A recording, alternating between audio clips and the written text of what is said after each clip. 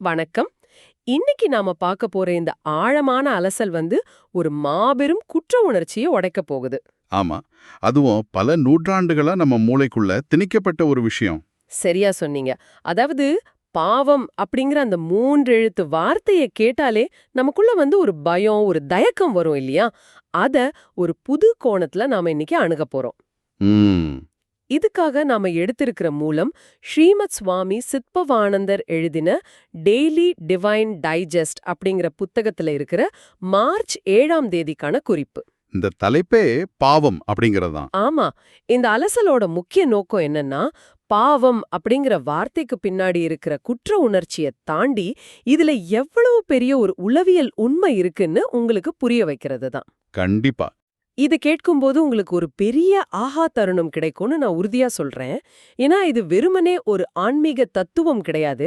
இது ஒரு மிகச்சிறந்த உளவியல் திறப்பு. நான் இந்த சுவாமிஜியோட குறிப்பை முதல் தடவை படிக்கும்போது என்னை ரொம்பவே கவர்ந்தது அது தொடங்குற இந்த அதிரடியான முதல் வரி தான். ஆமா, அது ரொம்ப துணிச்சலான ஒரு வரி. மனிதனை பிறவிப்பாவி என்ற முத்திரை குத்துவது இறையாளர்கள் மனித குலத்திற்கு செய்த பாவம் அப்படின்னு ரொம்ப ஓப்பனா ஆரம்பிக்கிறாரு. ம். இப்போ எந்த ஒரு குறிப்பிட்ட மதத்தையும் விமர்சிக்கிறது இதோட நோக்கம் கிடையாது. ஆனா பல பாரம்பரியமான சிந்தனை முறைகள் மனிதனை அடிப்படையிலேயே ஒரு குறைபாடு உள்ளவனாவும் பிறக்கும் போதே ஒரு கரையோட பிறக்கிற மாதிரி தான் சித்தரிச்சிருக்கு. உண்மைதான். அந்த ஒரு மாயையத்தான் இந்த முதல் வரி சுக்குநூறா உடைக்குது. நான் இத ஒரு சாதாரண மனிதனோட உளவியல் கோணத்துல பாக்குறேன். ஒரு குழந்தை பொறக்கும்போதே ஏதோ ஒரு மாபெரும் தவறச் சுமந்துகிட்டு தான் பொறக்குது அப்படின்னு சொல்லி கொடுத்தா அந்த மனிதனோட சுயமதிப்பு என்ன ஆகும்? அவன் தன்னை எப்பவுமே ஒரு குறையுள்ள படைப்பாவே தான் பார்ப்பான். எக்ஸாக்ட்லி. அவனோட அடிப்படை அடையாளமே ஒரு குற்ற உணர்ச்சி தான் ஆழமா பதிஞ்சிடும். ஆனா சுவாமிஜி இதுக்கு நேர்மாறா மனிதன் உண்மையில் தெய்வத்தன்மை வாய்ந்தவர்னு சொல்றாரு. அதாவது man verily is born divinity. ஆமா, இந்த ஒரு வரி பல தலைமுறைகளா மனிதர்கள் தங்களுக்குள்ள சுமந்துட்டு இருக்கிற ஒரு கற்பனையான பாரத்தை அப்படியே கீழே இறக்கி வைக்குது. அந்த பாரம் ரொம்ப ஆபத்தானது. ஏன்னா நீங்க உங்களை ஒரு பாவின் நம்ப தொடங்கிட்டீங்கன்னா நீங்க செய்யற ஒவ்வொரு சின்ன தவறும் அந்த நம்பிக்கையை மேலும் மேலும் உறுதிப்படுத்தும். நான் அப்படித்தான் என் இயல்பே மோசம் அப்படிங்கிற ஒரு கையேறு நிலைக்கு நம்ம தள்ளப்படுவோம். சரியா சொன்னீங்க. ஆனா நான் அடிப்படையில முழுமையானவன் தூய்மையானவன் ஒரு எண்ணம் இருக்கும்போது ஒருவேளை ஒரு தவறு நடந்தா கூட இது என் உண்மையான இயல்பு இல்ல அப்படின்னு சொல்லி அதுல இருந்து ஈஸியா மீண்டு வர முடியும். இது கேட்பதற்கே ரொம்ப புத்துணர்ச்சியா இருக்கு. ஆனா நடைமுறையில இதுல ஒரு சிக்கல் இருக்கே. என்ன சிக்கல்? நாம அடிப்படையில தூய்மையானவங்க அப்படின்னா நாம ஏன் தவறுகள் செய்றோம்? பாவம்னு ஒன்னும் இல்லவே இல்லையா?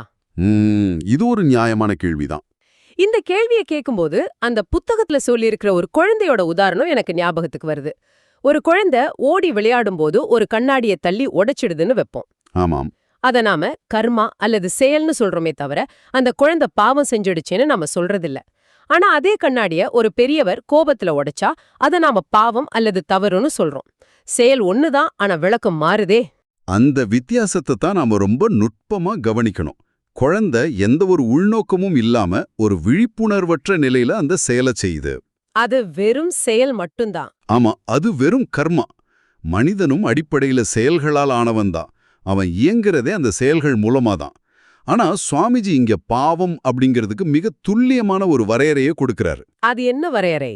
எந்த செயல் மனிதனை கீழ்த்தரமாக்குகிறதோ அதுவே பாவம். அதாவது that act which depraves man is sin. ஓ, அப்போ ஒரு செயல் அதன் இயல்பிலேயே பாவம் கிடையாது? கண்டிப்பா கிடையாது. அது உங்களை மனதளவுல எப்படி பாதிக்குது, உங்களோட சுயத்தை எப்படி கீழே இறக்குது அப்படிங்கறத பொறுத்து தான் அது பாவம்னு தீர்மானிக்கப்படுது. இத நான் இன்னொரு உதாரணத்தோட பொருத்தி பார்க்கறேன். ஒரு கத்திய வச்சு மருத்துவர் அறுவை சிகிச்சை செய்றாரு. அது ஒரு உயிரை காப்பாத்துது. ஆமா. ஆனா அதே கத்திய வச்சு ஒருத்தன் இன்னொருத்தரை காயப்படுத்துறான். இங்க கத்தி அப்படிங்கிறது செயல். அது எப்படி பயன்படுத்தப்படுது, அது மனிதனை உயர்ந்த நிலைக்கு கொண்டு போகுதா இல்ல அவனோட அந்த அடிப்படை தெய்வத்தன்மையை கீழே இருக்குதா அப்படிங்கிறது தான் முக்கியம். ரொம்ப சரியான உதாரணம்.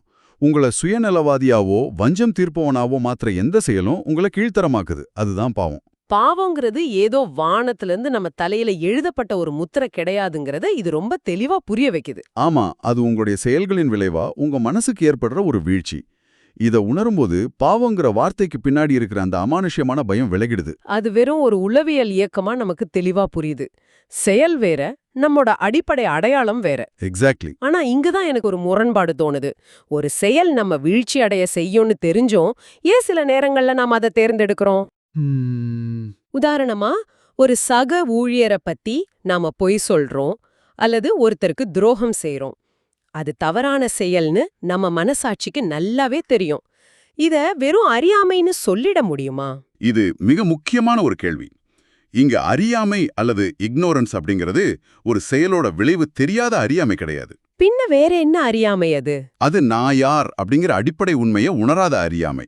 நீங்க அந்த சக ஊழியருக்கு துரோகம் செய்யும்போது நானும் அவரும் வேற வேற, அவரை அழிச்சிட்டு நான் முன்னேறலாம் அப்படின்னு நீங்க நினைக்கிறீங்க. ஓ, அந்த பிரிவினை உணர்வு தான் அறியாமையா? ஆமா.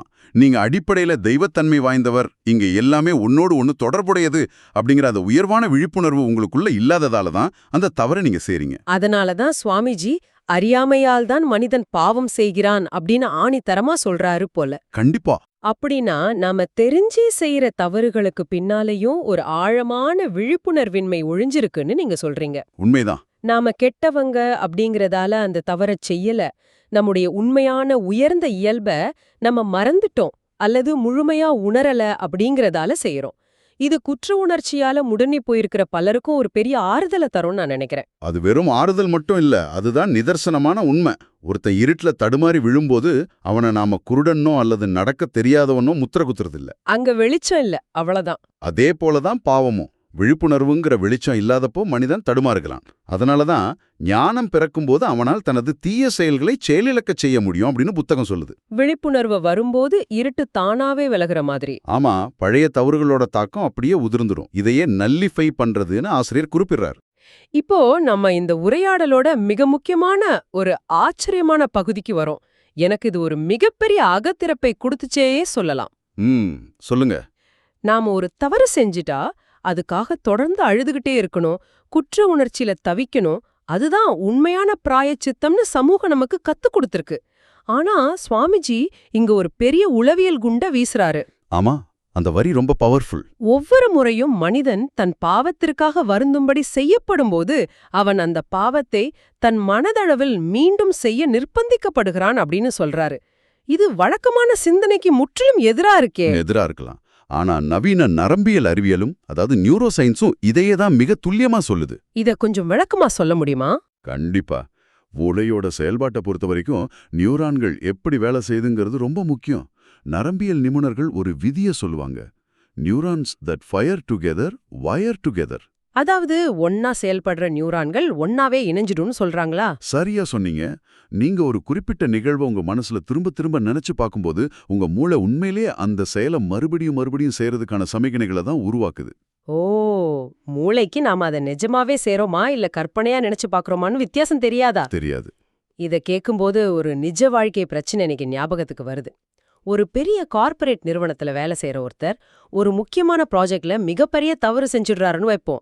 அதனால அவருக்கு கிடைக்க வேண்டிய ப்ரொமோஷன் பறி போயிடுது. இப்போ அவர் தினமும் ராத்திரி தூங்க போகும்போது நான் ஏன் அந்த இமெயில் அனுப்புனேன், நான் எவ்ளோ பெரிய முட்டாள், என் வாழ்க்கையே நாசம் ஆயிடுச்சு அப்படின்னு தொடர்ந்து தன்னைத்தானே வதச்சிக்கிறாரு. ஆமா, இது நிறைய பேருக்கு நடக்கிறது தான். நீங்க சொல்றத பார்த்தா அவர் ஒவ்வொரு நாளும் மனதளமல்ல அந்த தவற மீண்டும் மீண்டும் செஞ்சுகிட்டு இருக்காருன்னு அர்த்தமா? மிகச் சரியான உதாரணம்.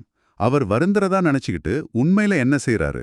தன்னுடைய மூளையில அந்த தோல்விக்கான, அந்த தவறுக்கான நரம்பியல் பாதைகளை மேலும் மேலும் வலுப்படுத்துறாரு. அந்த இமெயில அனுப்புன வினாடியே மனசுக்குள்ள திரும்ப திரும்ப ஓட விடுறாரு. இதனால என்ன ஆகும்னா, அந்த தவறோடு தொடர்புடைய பயம், பதற்றம், சுயவெறுப்பு இதெல்லாம் அவரோட நிரந்தர குணங்களா மாறத் தொடங்கிடும். ஒரு கட்டத்துல அவர் தன்னை ஒரு தோல்வியாளர்னே முழுமையா நம்ப தொடங்கிடுவார். ஒரு உறவு முறிந்து போகும்போதும் இதேதான் நடக்குது. நான் அவரிடம் அப்படி பேசியிருக்க கூடாது, நான் அப்படி நடந்திருக்க கூடாதேன்னு பல மாசங்கள், சில நேரங்கள்ல பல வருஷங்கள் கூட மக்கள் அதே குற்ற உணர்ச்சி வலயத்துக்குள்ள சுத்திக்கிட்டு இருக்காங்க. ஆமா, அவங்க அந்த தவறை விட்டு வெளியே வர முயற்சி செய்யறதா நினைக்கிறாங்க. ஆனா உண்மையில அவங்க மனம் அந்த தவறையை சுத்தி சுத்தி வந்து அந்த இருளை மேலும் பலப்படுத்துது. இது எவ்ளோ பெரிய உளவியல் பொறி! குற்ற உணர்ச்சி அப்படிங்கிறது நம்ம திருத்துறதுக்கு பதிலா அதே தவறுக்குள்ள நம்மை மேலும் இறுக்கமா கட்டி போடுது. அதுதான் இங்குள்ள ஆபத்து. நீங்க ஒரு பாவத்தை நினைச்சு வருந்தும்போது உங்க கவனம் முழுசும் அந்த தவறின் மேலேயே இருக்கு. நீங்க எதன் மேல கவனம் செலுத்துறீங்களோ அதுதான் உங்க வாழ்க்கையில வளரும். இருட்ட பற்றியே தொடர்ந்து சிந்திச்சுக்கிட்டு இருந்தா வாழ்க்கை எப்படி வெளிச்சமாகும்? அதனால தான் தொடர்ந்து குற்ற உணர்ச்சியில உழல்வது அப்படிங்கிறது மனதளவுல அதே பாவத்தை மீண்டும் மீண்டும் செய்வதற்கு சமம்னு சுவாமிஜி அவ்வளவு நுட்பமா சுட்டி காட்டுறாரு. இது நிஜமாவே மனசு திறக்கிற ஒரு சிந்தனை. சரி, ஒரு தவறு நடந்துடுச்சு, அதுக்காக குற்ற உணர்ச்சியில உழல்வது அத மேலும் சிக்கலாக்குன்னு புரிஞ்சிடுச்சு. அப்படியானால் நாம என்னதான் செய்யறது? அந்த தவறு அப்படியா கண்டுகொள்ளாம விட்டுவிடணுமா? ஆமா, நான் தப்பு பண்ணிட்டேன், சோ வாட் அப்படின்னு திமிரா தெரியணுமா? இது சமூகத்துல ஒரு பொறுப்பற்ற தன்மையை உருவாக்கிடாதா? இல்ல. தவற்ற நியாயப்படுத்த சொல்லி இந்த புத்தகம் கூறல. தவற்றை கையாளும் முறையத்தான் மாத்த சொல்லுது. அதுக்கான தீர்வு என்ன? அதுக்கான தீர்வை மிக ஆழமான, அதே சமயம் இயற்கையான ஒரு உதாரணத்தோட விளக்குது. வெளிச்சம் இருளை அகற்றுவது போல புனிதமான எண்ணங்கள் பாவத்தை அழிக்கின்றன அப்படின்னு அந்த குறிப்பு சொல்லுது. வெளிச்சம் இருளை அகற்றுவது போல. இருட்டு நிறைஞ்ச ஒரு அறைக்குள்ள போய் ஒரு தடிய வச்சு இருட்ட வெளியே துரத்த முடியுமா? அல்லது இருட்டோட சண்டையிட்டு அதை அழிக்க முடியுமா? கண்டிப்பா முடியாது. இருட்ட பார்த்து கத்திக்கிட்டு இருக்கிறதால எந்த பயனும் இல்ல. அங்க நாம செய்ய வேண்டியதெல்லாம் ஒரு சின்ன மெழுகுவர்த்தியையோ அல்லது விளக்கையோ ஏற்றுவது மட்டும்தான். விளக்கு எரிஞ்ச மறுகணமே அதுவரைக்கும் அங்க இருந்ததற்கான எந்த சுவடும் இல்லாம தானாவே மறைஞ்சிடும். நான் இத புரிஞ்சுக்கிறேன். இருட்டோட சண்டையிடுறது அப்படிங்கிறது நம்முடைய பாவங்களை நினைச்சு குற்ற உணர்ச்சியில சண்டையிடுறது மாதிரி. சரியா சொன்னீங்க. விளக்கு ஏற்றுவது அப்படிங்கிறது புதிய நேர்மறையான எண்ணங்களை உருவாக்குறது. அதேதான். பாவம் அப்படிங்கிறது ஒரு குறைபாடு, ஒரு அறியாமை, இருட்டு. அதை அழிக்க நீங்க பாவத்தை நினைச்சு வருந்துறதுங்கிற இருட்டோட சண்டையிடும் வேலையை செய்ய வேண்டாம். அப்போ அந்த தெய்வத்தன்மையை தூண்டணும். ஆமா, உங்களுக்குள்ள இருக்கிற அந்த வெளிச்சத்தை கூண்டும் புனிதமான ஆக்கப்பூர்வமான எண்ணங்களை வளர்த்துக்கணும். நீங்க அடுத்ததா என்ன நல்லது செய்யலாம், எப்படி உங்களை மேம்படுத்திக்கலாம்னு சிந்திக்கிறது தான் அந்த விளக்கை ஏற்றுவது. நேர்மறையான சிந்தனைகளை மனசுல நிரப்பும்போது கீத்தரமான செயல்களுக்கான தூண்டுதல் தானாவே மறைஞ்சிடும். இதுக்காகத்தான் அந்த குறிப்போட இறுதியில தாய்மானவரோட ஒரு அற்புதமான மேற்கோள் சுட்டிக்காட்டப்பட்டிருக்கு. இறைவா, எப்போதும் உன்னை பற்றிய சிந்தனையிலேயே நான் இருக்க அருள் புரிவாயாக அப்படின்னு. இந்த மேற்கோள் எனக்கு ஒரு புதிய வெளிச்சத்தை தருது. தாய்மானவர் இங்க இறைவா நான் செய்த பாவங்களை மன்னிச்சிடுன்னோ அல்லது என்ன தண்டிச்சிடுன்னோ கேட்கல. அவர் பழச கிளறவே இல்ல. ஆமா, அவர் அதை பத்தி பேசவே இல்ல. அவர் கேக்குறதெல்லாம் எப்போதும் உன் சிந்தனையிலேயே நான் இருக்கணும் அப்படிங்கிறது தான்.